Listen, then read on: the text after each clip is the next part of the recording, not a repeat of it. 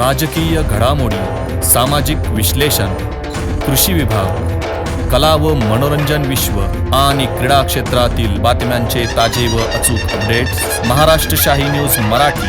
बातमी मागची बातमी, शोध सत्याचा. पुणे नाशिक हायस्पीड रेल्वे मार्गासाठी जुन्नर तालुक्यातील ओतूर येथे सर्वपक्षीय नेत्यांचे जन आंदोलन संपन्न झालंय. जुन्नर तालुक्यातील ओतूर येथील मोनिका चौक येथे पुणे नाशिक हायस्पीड रेल्वे जुन्नर तालुक्याला डावलून जात असल्याने ती जुन्नर तालुक्यातूनच जावी या मागणीसाठी सर्वपक्षीय जन आंदोलन छेडण्यात आले होते. याच बातमीची दृश्य पाठवली आहे आमचे प्रतिनिधी कैलास बोडके यांनी.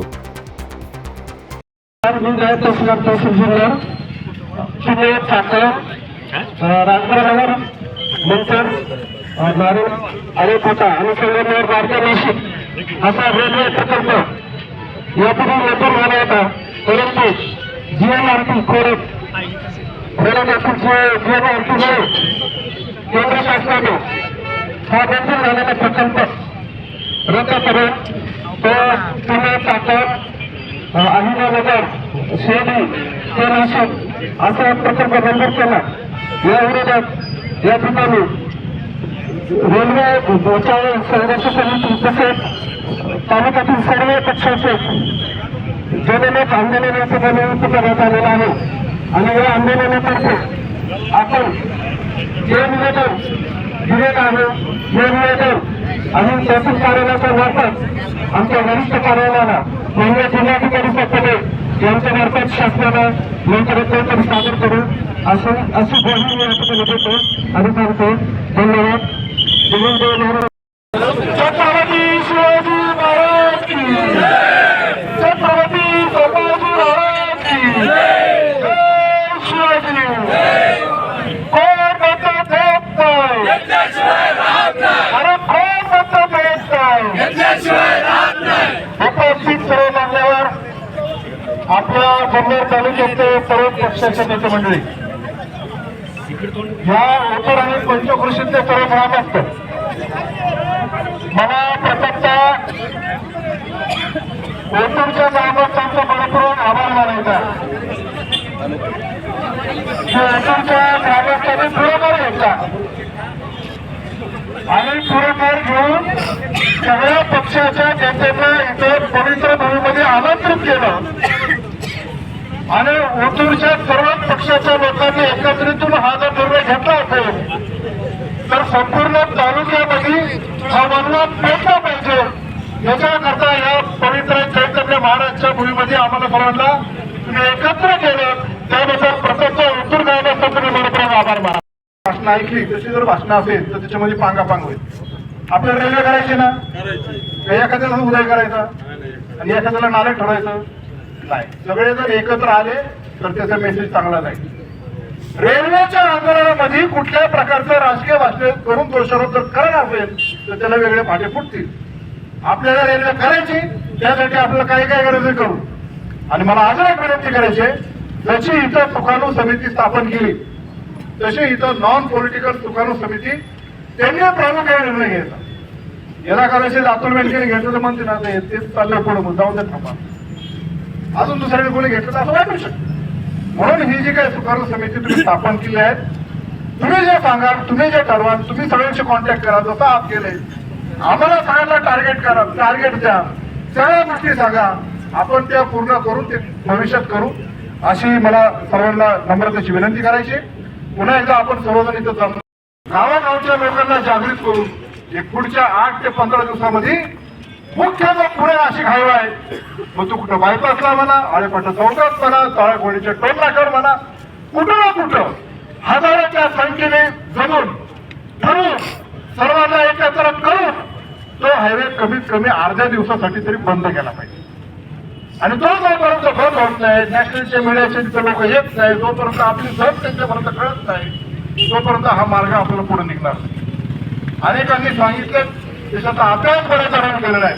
खासदार साहेबांनी त्याच्यामध्ये भरपूर अभ्यास केला आहे की जगाच्या पाठीवर 15 देशांमध्ये जिथे जिथे झेल मार्ग आहेत, जे मार्ग सारखे प्रकल्प आहेत, तिथून रेल्वे केलेली आहे.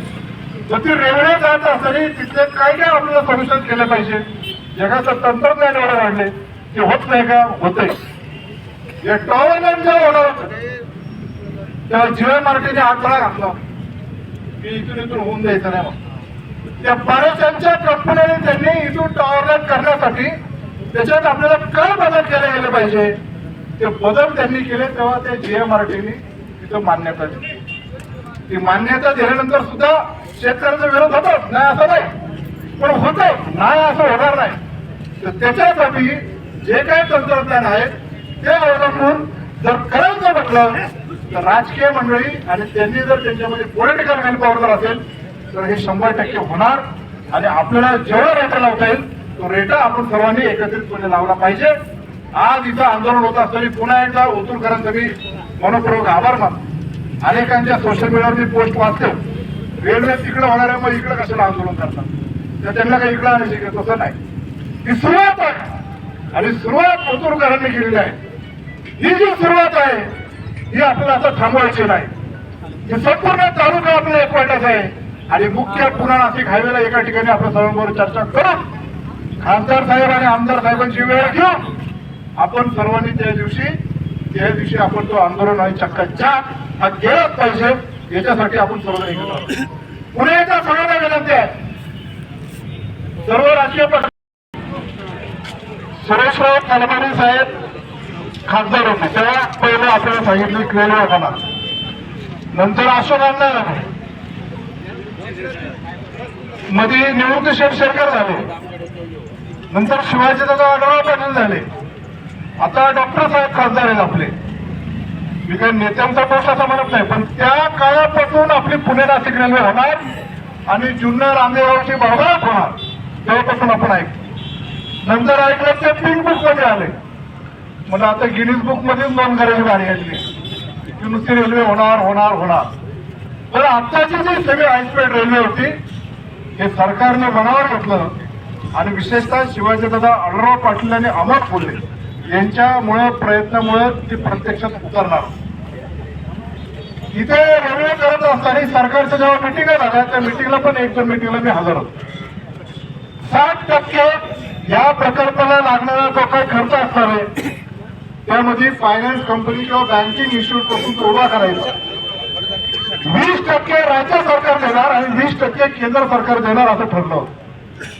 पण काही गोष्टीमुळे केंद्र सरकारची जरा करायचं नाही करायचं असं ठरत असताना आपल्या राज्याचे अर्थमंत्री अजितदादा पवार यांनी निर्णय घेतला की 40% हे राज्य सरकारला बेअर करणार आणि आपल्या महाराष्ट्राची महारेल जी आहे त्या कंपनी मार्फत हा प्रोजेक्ट आपण पूर्ण करणार. त्यामध्ये डॉक्टर साहेबांनी पुढाकार घेतला त्याच्यामध्ये कसं पुढे जायचं ते ठरलं.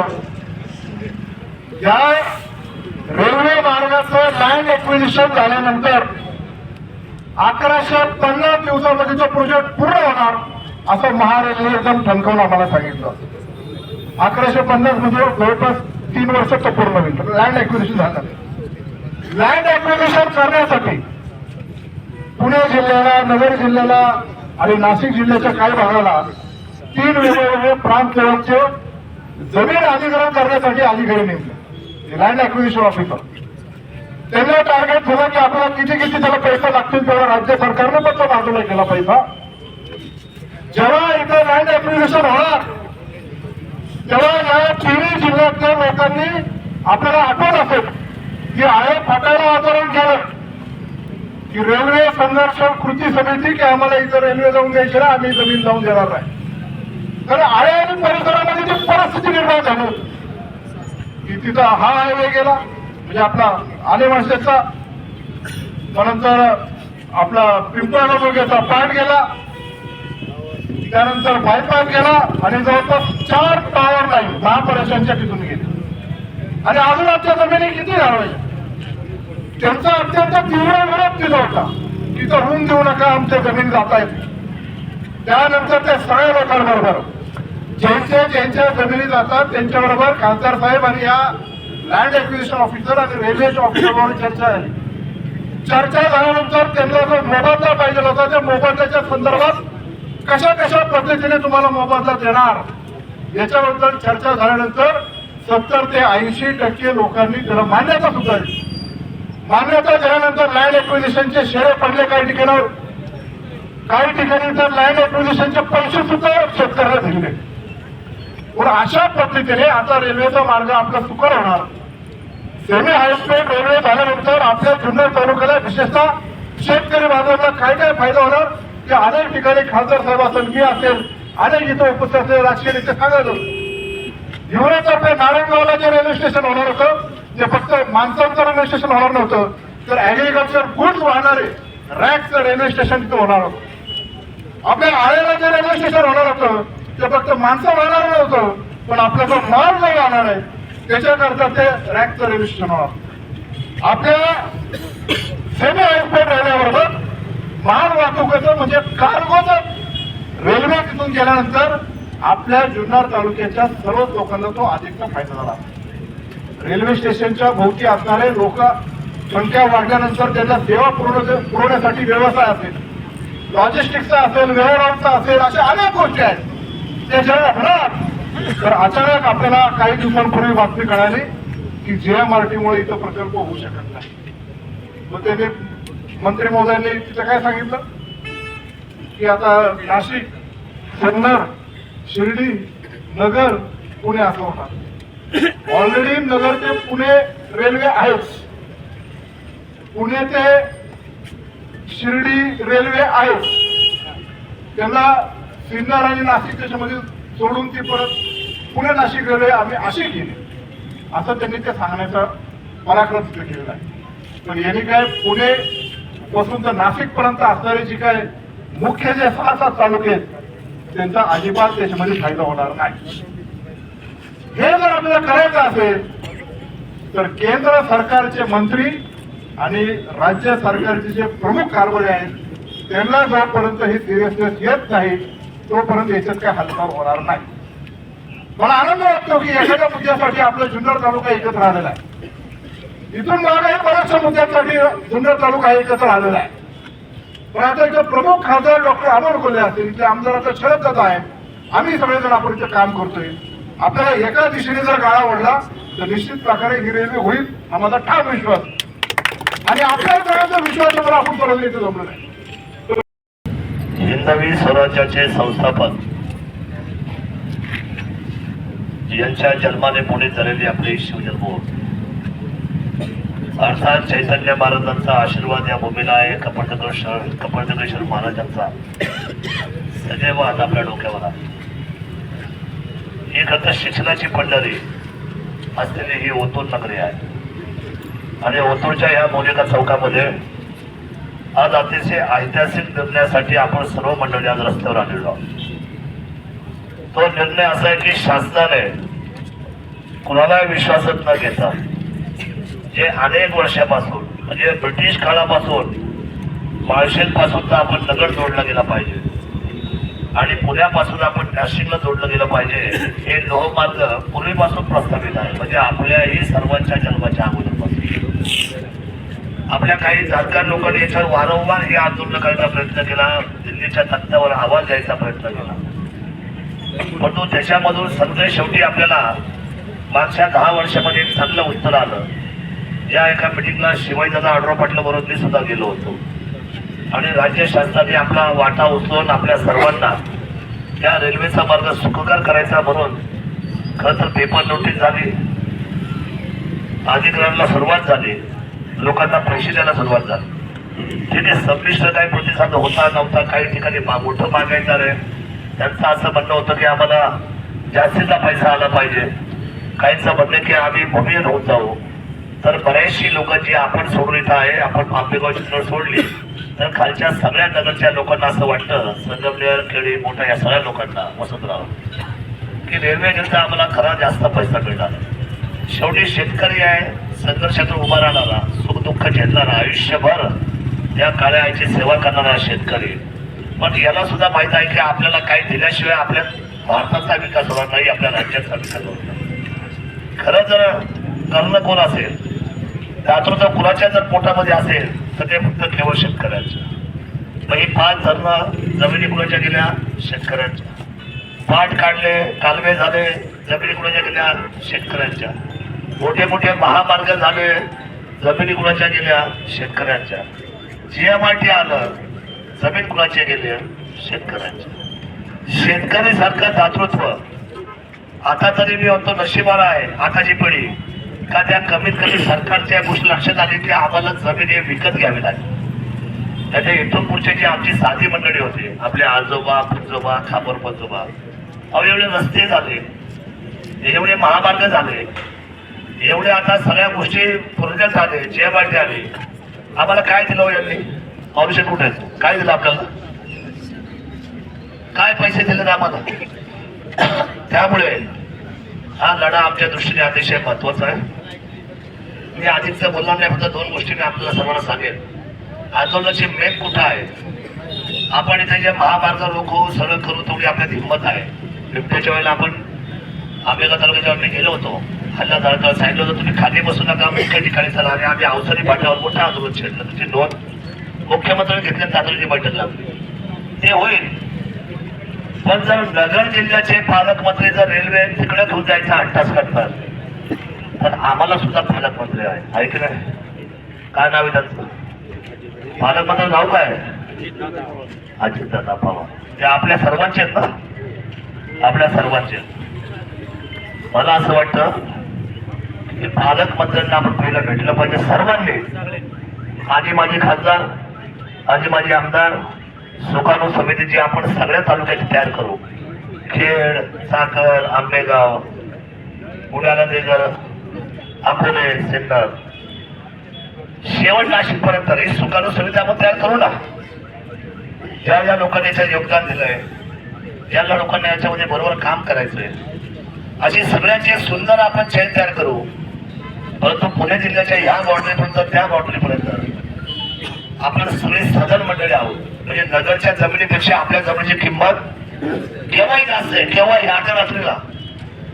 मग आपल्या जमिनीला तोला मुलाचा भाव आणि आमच्या जमिनीला या पुणे जिल्ह्याच्या असल्या क्रांतीची व्यवस्थेची ही असलेली सेमी स्पीड असलेली रेल्वे जी तुम्ही मार्गस्थ केली होती, जी तुम्ही मान्य केली होती.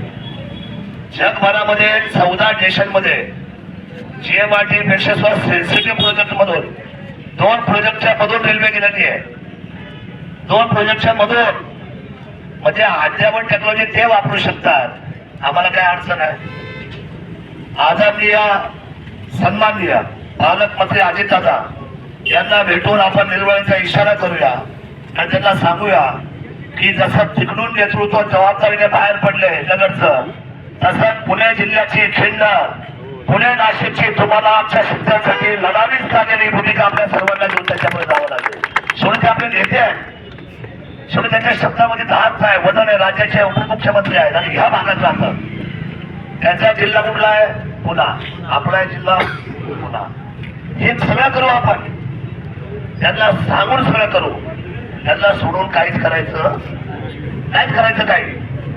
जे करायचं ते त्यांना ठरवून करायचं. त्यामुळे इथले सुद्धा जेवढे शेतकरी जो मार्ग त्यांनी निवडला होता, त्यांच्या सुद्धा मी गाव बैठका घेणार आहे उद्याच्या 2 दिवसामध्ये अर्जंट.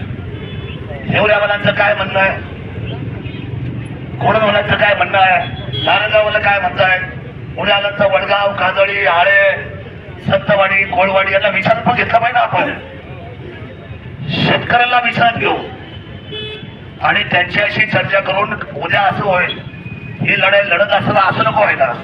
नाही साहेब, आता मला नाही जमायचं. ते व्हायच्या अगोदर अंतस्थ व्यवस्थेची बांधणी आपण करणं फार गरजेचं आहे. या लोकांना आपण विश्वासात घेऊन चर्चा करू आणि आदरणीय पालकमंत्र्यांना बरोबर घेऊन मला खात्री आहे ही शिवभूमी कधीच पराभूत झाली नाही.